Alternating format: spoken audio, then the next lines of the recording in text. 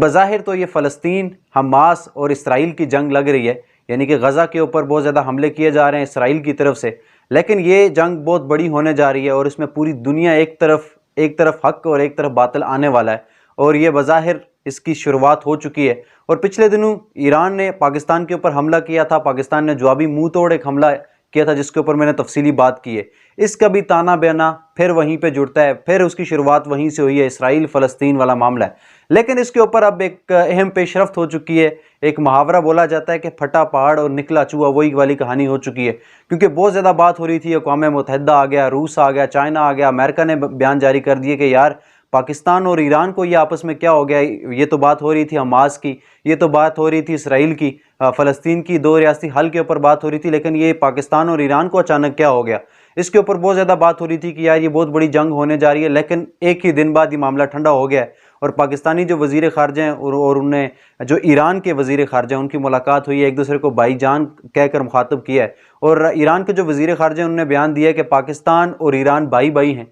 लेकिन अगर भाई भाई हैं तो ये वजह क्या बनी, क्योंकि ईरान ने हमला किया और ये कहा कि यार वहाँ पर कुछ दहशतगर्दी कुछ तंजीमें जिनको हमने टारगेट किया, फिर पाकिस्तान ने रिटेलिएट किया, 7 जगहों का निशाना बनाया, वहाँ पर भी कहा कि दहशतगर्दों को हमने निशाना बनाया।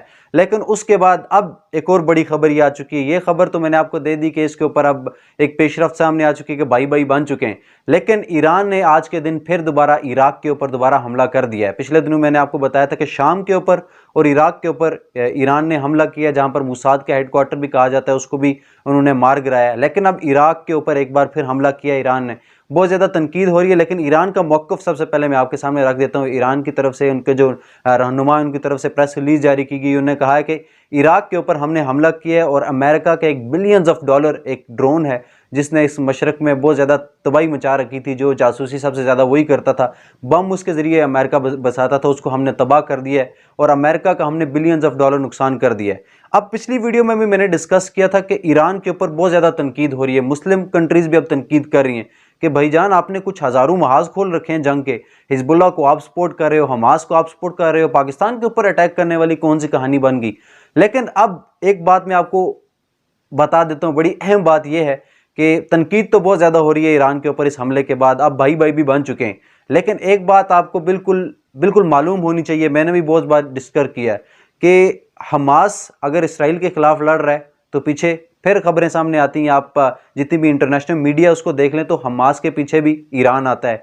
लबनान वाली साइड से हिजबुल्लाह को भी डायरेक्टली, वो तो सबको पता है कि ईरान सपोर्ट कर रहा है, यमन को ईरान सपोर्ट कर रहा है। तो यहाँ पर बहुत ज़्यादा ईरान का हर जगह इंटरफेरेंस है और अमेरिका को अगर सीधी बिल्कुल फ्रंट पे आकर जो आंखें दिखाने वाला मुल्क है वो ईरान है। अब ईरान ने मतलब इतने महाज खोले हैं, इसके बावजूद अब ये इराक का जो हमला है इसके ऊपर भी स्टार्टिंग पे तनकीद थी, लेकिन ये जो प्रेस रिलीज़ आई है, क्योंकि इराक की जो सूरत हाल अमेरिका ने की है उससे आप सब लोग बिल्कुल वाकिफ़ हैं और आपको पता है, और वहाँ पर अमेरिका के कितने ठिकाने, तो ईरान ने इसके ऊपर वजाहत दे दी है। लेकिन सबसे बड़ी अहम पेशरफ्त ये है कि रूस और चाइना ने एक बड़ा बयान दे दिया है फ़लस्तीन के मामले के ऊपर, और वो चाहते हैं कि फ़लस्तीन की जो अलग रियासत है वो बंद कर रहेगी। एक जो सफारती इंटरनेशनल रिलेशंस में कुछ नरम बातें क्योंकि कही जाती हैं, जिस तरह हम लोग अगर ज़ुबान इस्तेमाल करते हैं, धमकियाँ दी जाती हैं, वो फिर नहीं होती क्योंकि कुछ रूल्स हैं, कुछ लॉज हैं। लेकिन नरम अल्फाज में अगर कुछ मुल्क अगर कुछ बयानात जारी कर रहा है तो ये बहुत बड़े बड़े बयान होते हैं। जो रूस के सदर प्यूटन, उनकी तरफ से एक बड़ा बयान आ गया। उन्होंने कहा है कि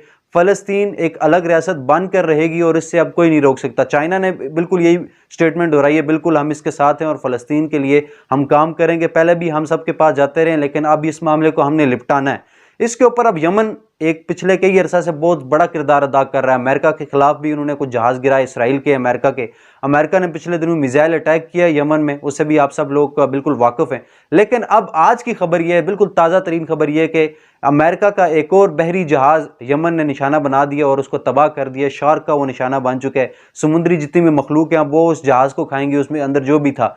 लेकिन अब एक तो यमन ने अटैक किया अमेरिका के जहाज़ों के ऊपर, अमेरिका को एक बदला दिया है कि यार जो आपने मिसाइल हमले हमारे ऊपर किए थे।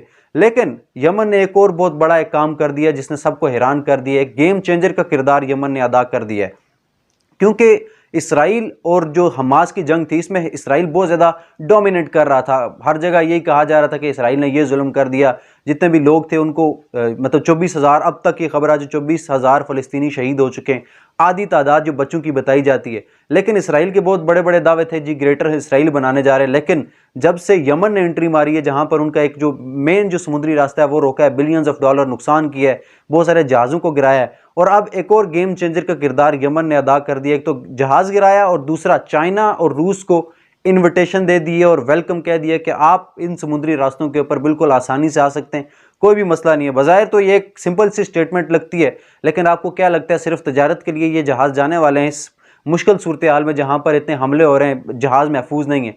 यानी कि रूस और चाइना का तो ये बयान आना और दूसरा यमन ने एक बिल्कुल पॉजिटिव रिस्पांस दे दिया है, तो अमेरिका और इसराइल के लिए अब ये बड़ी खतरे की घंटी बनती जा रही है। और दूसरा अमेरिका भी पिछले दिनों राजी हो गया था, उनके जो वजीर खारजा उन्होंने भी कुछ अरबी ममालिक के दौरे किए थे कि यार इसराइल को हम अलग एक रियासत जो गज़ा है उसको बना देते हैं और जो सऊदी गवर्नमेंट के अंडर चलेगी। लेकिन इसराइल ने बिल्कुल आंखें दिखा दी हैं कि भाई ऐसा कुछ भी नहीं हो सकता और सोचे भी ना।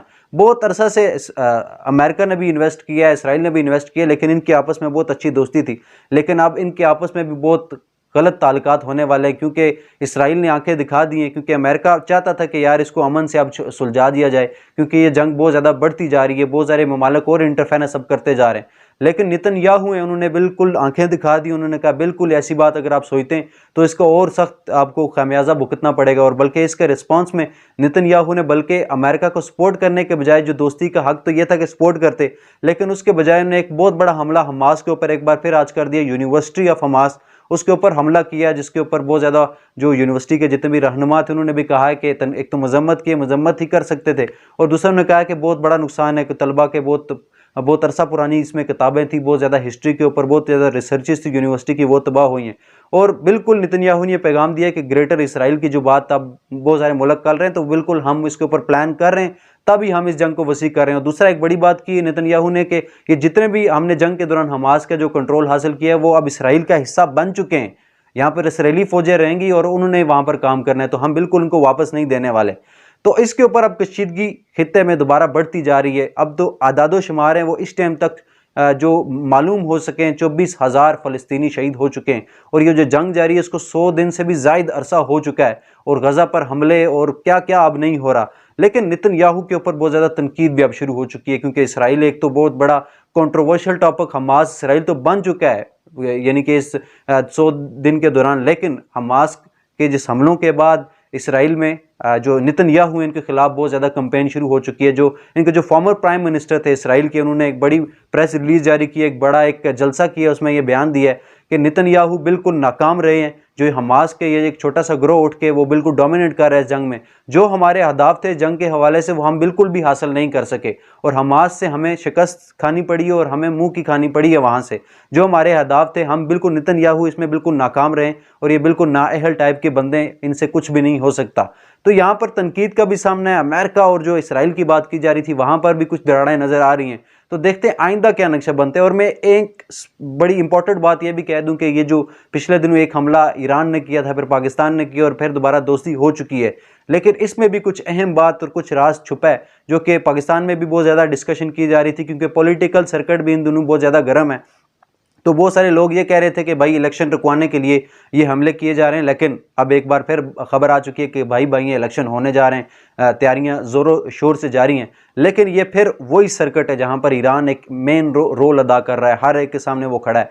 तो देखते हैं ईरान के ताल्लुकात पहले भी अच्छे रहे और अब भी पाकिस्तान क्या सपोर्ट करता है, या अंदरूनी क्या मामला चल रहे हैं, इनके ऊपर मेरा ये ख्याल है कि 1-2 दिन तक कोई पिक्चर बहुत ज़्यादा सामने आने वाली है, और बहुत बड़ी एक जो स्टेटमेंट है वो सामने निकलेगी, बहुत बड़ी खबर सामने निकल कर आएगी कि असल में ये मामला क्या था, कि यार एक रॉकेट यहाँ से, एक कुछ हमला वहाँ से, और फिर बिल्कुल सलाम दुआ के मामला शुरू हो चुके हैं।